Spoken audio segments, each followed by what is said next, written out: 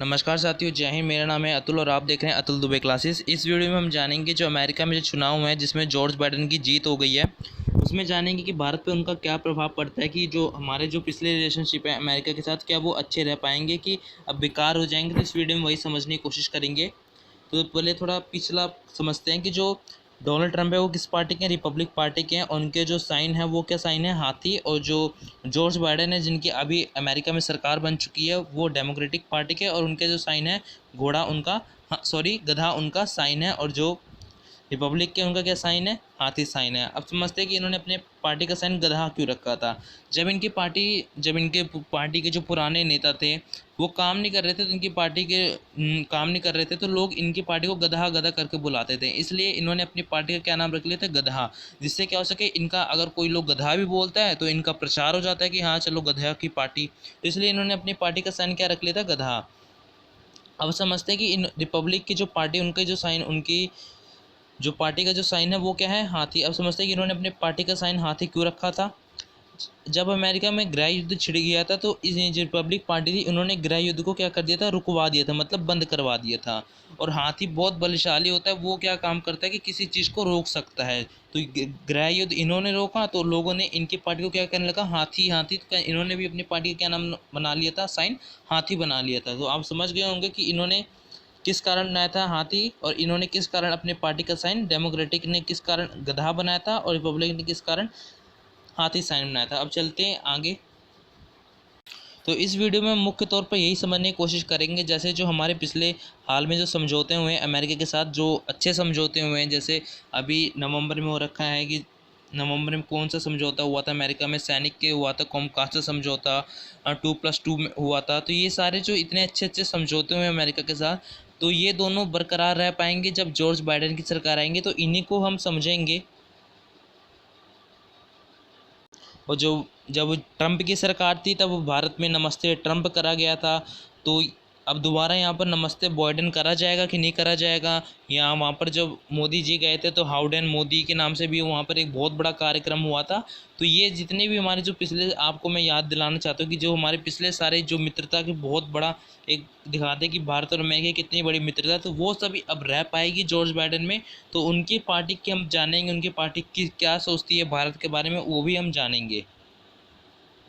तो पहले हम पढ़ते हैं रिपब्लिक पार्टी के बारे में। रिपब्लिक पार्टी किसकी, डोनाल्ड ट्रंप की पार्टी है, इसके बारे में पढ़ते हैं। इस पार्टी के अगर सबसे बेहतर नेता देखे जाएं तो वो बिल क्लिंटन रह चुके हैं, और हाल में डोनाल्ड ट्रंप रह चुके हैं। रिपब्लिक पार्टी ज़्यादातर अमीर लोगों का साथ देती है। ज़्यादातर किस लोगों का साथ देती है, अमीर लोगों का साथ देती है। इस पार्टी में ईसाई, यहूदी तथा भारतीयों को ज़्यादा महत्व दिया जाता है। इस पार्टी में जो रिपब्लिक पार्टी है उसमें किसको ज़्यादा महत्व दिया जाता है, ईसाई, यहूदियों लोगों को और भारतीय लोगों को वहाँ पर ज़्यादा बढ़ावा दिया जाता है। इस पार्टी में टैक्स को कम करने को कहा जाता है। जो ये रिपब्लिक पार्टी, इस पार्टी में क्या कहता है कि टैक्स प्रथा है, उसे जो टैक्स है उसे कम कर दी जाए।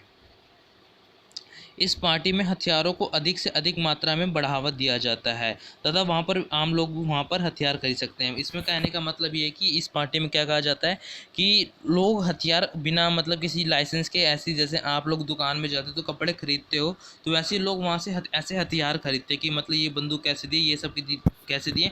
तो ये इन सब चीज़ों को कौन देती है बढ़ावा, रिपब्लिक पार्टी यानी डोनाल्ड ट्रंप की पार्टी बढ़ावा देती है। और डोनाल्ड ट्रंप की पार्टी पर्यावरण के मामले में ज़्यादा दूर रहती है, मतलब ज़्यादा देखती नहीं है पर्यावरण को ऊपर। ये थी रिपब्लिक पार्टी के ऊपर। तो हमने पढ़ा रिपब्लिक पार्टी में कौन कौन से नेता, जैसे बिल क्लिंटन, डोनाल्ड ट्रंप, ये सबसे फेमस नेता रह चुके हैं। ये ज़्यादातर अमीर लोगों को सहायता करती है, और इसमें ईसाई, यहूदी तथा भारतीय लोगों को ज़्यादा महत्व दिया जाता है। और ये टैक्स को कम करने की मतलब कहते हैं कि टैक्स को कम कर दिया जाए, और ये हथियारों पर बहुत ज़्यादा बढ़ावा दिया जाए। मतलब जितने भी अमेरिका के लोग हैं उन सबको हथियार देना चाहती है। और ये पार्टी में क्या, पर्यावरण के मामले में दूर रहती है। कोई भी पर्यावरण का कोई भी देश में समझौता होता है तो उस सब में दूर रहती है। कौन सी, रिपब्लिक पार्टी।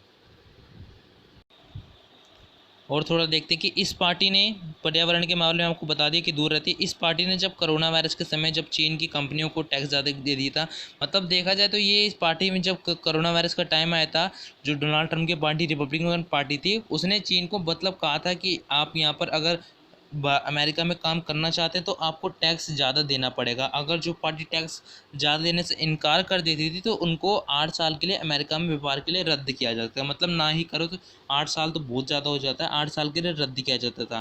तथा रिपब्लिकन पार्टी ने चीन तथा भारत के मामले में भारत का खुल के साथ दिया था। इसमें आप देख सकते हैं कि कितना साथ दिया था, समझौते भी हुए थे। वहाँ पर नेवी जो थी वो अपना मतलब परीक्षण कर रही थी, टेस्ट कर रही थी, अपनी मिसाइलों का तैयारी कर रही थी। तो ये सारे कौन पार्टी ने करते हैं? रिपब्लिकन पार्टी में। अगर ज़्यादातर देखा जाए तो रिपब्लिकन पार्टी डोनाल्ड ट्रंप की, उन्होंने भारत का अधिकतर तौर पर बहुत साथ दिया है।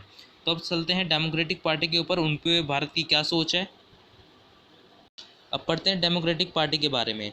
डेमोक्रेटिक पार्टी, ये पार्टी के जो प्रमुख नेता आप ले सकते हैं कि बराक ओबामा या इस प्रमुख नेता है। अगर जॉर्ज बाइडेन अच्छा काम करेंगे तो जॉर्ज बाइडेन भी प्रमुख नेता हो जाएंगे। इस पार्टी में मिडिल क्लास लोगों को ज़्यादा समर्थन दिया जाता है। इस पार्टी में क्या किया जाता है? मिडिल क्लास जो लोग हैं उन्हें ज़्यादा समर्थन दिया जाता है। डेमोक्रेटिक पार्टी में डेमोक्रेटिक पार्टी में क्या किया जाता है? ईसाई, जो मुस्लिम और जो ब्लैक पीपल है, यानी जो ब्लैक इंसान है, उनको ज़्यादा समर्थन करती है। जैसे अपने देश में हिंदू मुस्लिम चलता है तो वहाँ पर अमेरिका में क्या चलता है कि गोरा और काला चलता है। तो वो किसको ज़्यादा समर्थन करती है? ब्लैक पीपल, यानी काले लोगों को ज़्यादा समर्थन करती है और मुस्लिमों को ज़्यादा समर्थन करती है। तो वहाँ के जो काले लोग हैं उनका वो ज़्यादा समर्थन करती है। इस पार्टी में कहते हैं कि इस पार्टी में टैक्स को बढ़ावा दिया जाता है। ये पार्टी का मानना है कि अगर लोग टैक्स को कम कर देंगे, टैक्स नहीं देंगे, तो सरकार काम कैसे करेगी। लेकिन जो रिपब्लिकन पार्टी है वो क्या काम करती है? टैक्स को कम करना चाहती है, और ये जो पार्टी टैक्स को बढ़ाना चाहती है। ये पार्टी हथियार के मामले में सख्त कार्रवाई करती है। ये पार्टी का मानना है कि हथियार उन्हीं लोगों को देना चाहिए जो, जैसे पुलिस हो गया, आर्मी फोर्स हो गई, और जो काम करते हैं कमांडोज, इन सबको हथियार देना चाहिए। जो देश के लिए काम करते हैं उन सबको देना चाहिए, आम लोगों को नहीं देना चाहिए। लेकिन जो रिपब्लिकन पार्टी वो चाहती है कि सब, पूरे जितने भी अमेरिका के लोग हैं उन सबको हथियार देना चाहिए। तथा ये पार्टी पर्यावरण के मामले में ज़्यादा समर्थन करती है। और जो ये पार्टी है ये पर्यावरण के मामले में बहुत ज़्यादा समर्थन करती है, बहुत ज़्यादा इसने समझौते भी कर रखे हैं पर्यावरण के मामले के ऊपर।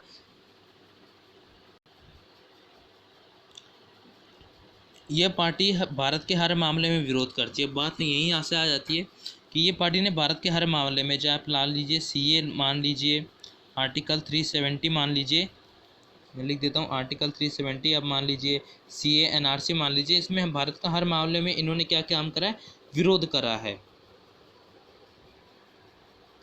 तो ये पार्टी भारत के हर मामले में क्या काम करती है? विरोध करती है, तथा पाकिस्तान के साथ ज़्यादा समर्थन करती है, क्योंकि पाकिस्तान के साथ इनका ज़्यादा थोड़ा लगाव है, ज़्यादा समर्थन करती है। और जो डेमोक्रेटिक पार्टी है ये कोरोना वायरस के टाइम में चीन को ज़्यादा दोषी नहीं मानती। इनका मानना था कि वायरस है, किसी देश से निकल सकता है, इसमें चीन की कोई गलती नहीं है।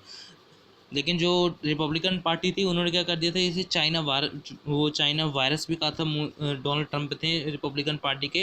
लेकिन जो डेमोक्रेटिक पार्टी के जो जॉर्ज बाइडेन, इनका मानना है कि वायरस कहीं से भी देश से निकल सकता है, इसमें कोई चीन ज़्यादा दोषी नहीं है। क्योंकि जो डेमोक्रेटिक पार्टी के जो जॉर्ज बाइडेन, उनका बेटे का जो नाम है, तो जॉर्ज बाइडेन के जो बेटे हैं उनका सन का नाम हंटर है। वो हंटर का जो बिज़नेस है वो ज़्यादातर कहाँ चलता है? वो ज़्यादातर चाइना में चलता है। इसलिए चाइना को ज़्यादा जॉर्ज बाइडेन की सरकार मानती नहीं कि इसमें यहाँ से कोरोना निकला। क्या कुछ फ्रेंडशिप भी हो सकती है जॉर्ज बाइडेन तथा जो चाइना के जो राष्ट्रपति उनके बीच में कोई फ्रेंडशिप भी हो सकती है, इसलिए नहीं मानती। तो लेकिन अगर ज़्यादा तौर पर न्यूज़ तौर पर देखा जाए कि न्यूज़ जो बात करती है कि जो जॉर्ज बाइडेन के जो बेटे जिनका नाम हंटर है, वहाँ चाइना पे उनका बहुत बड़ा व्यापार चलता है, इसीलिए चाइना को इतना दोषी नहीं मानती है कोरोना वायरस के लिए। तो आपको ये वीडियो अच्छी लगी होगी तो सब्सक्राइब करना। और मैं आपको अपडेट दे देता हूँ कि जो जॉर्ज बाइडेन की सरकार है वो बन चुकी है। आप ये जो ब्लू आप जितना भी यहाँ पर देख रहे हैं, ये जितने भी आप यहाँ पे शहर देख रहे हैं, सारे जॉर्ज बाइडेन के हाथ में आ गए हैं। और ये जितने शहर की लिस्ट है ये आपको बगल में दिख रही होगी, ये शहर जॉर्ज बाइडेन को जीतने थे, ये सारे जीत लिए हैं। और जो डोनाल्ड ट्रंप की जो रेड पार्टी है उन्होंने बस इनको जीते हैं। लेकिन डोनाल्ड ट्रंप अगर इनमें से किसी को भी जीते होते हैं या 5 को जीते तो इनकी सरकार बन जाती, लेकिन वो किसी को नहीं जीत पाए इन शहरों में से जो कोने में आपके देख रहे होंगे लगे होंगे। तो इनमें से किसी को नहीं जीत पाए, सारे जॉर्ज बाइडेन जीत गए। इसलिए 270 चाहिए थी, लेकिन जॉर्ज बाइडेन ने कितनी कर ली? 290 कर ली। आपको ऊपर यहाँ से दिख रही होंगी 290 यहाँ पे कर ली हैं। तो आशा करता हूँ आपको वीडियो अच्छी लगी होगी। अगर आपको वीडियो अच्छी लगी तो इस चैनल को ज़रूर सब्सक्राइब कीजिएगा। और मंडे को आप कह रहे थे करंट अफेयर लाने के लिए, तो मंडे को मैं ज़रूर बात करूँगा आपसे करंट अफेयर के बारे में। तो आप इसमें बता सकते हैं अपनी राय, नीचे कमेंट में बता सकते हैं कि आपके हिसाब से कौन सा जो राष्ट्रपति है भारत के लिए सही है, जॉर्ज बाइडन या डोनाल्ड ट्रंप। क्योंकि हमने जो उनका जो इतिहास था वो थोड़ा उठा के देखा है, तो मैं अधिकतर पर मेरे तौर पर देखा जाए तो डोनाल्ड ट्रंप सही है। लेकिन आप अपनी राय भी नीचे कमेंट में दे सकते हैं। तब तक के लिए धन्यवाद। जय हिंद, वंदे मातरम।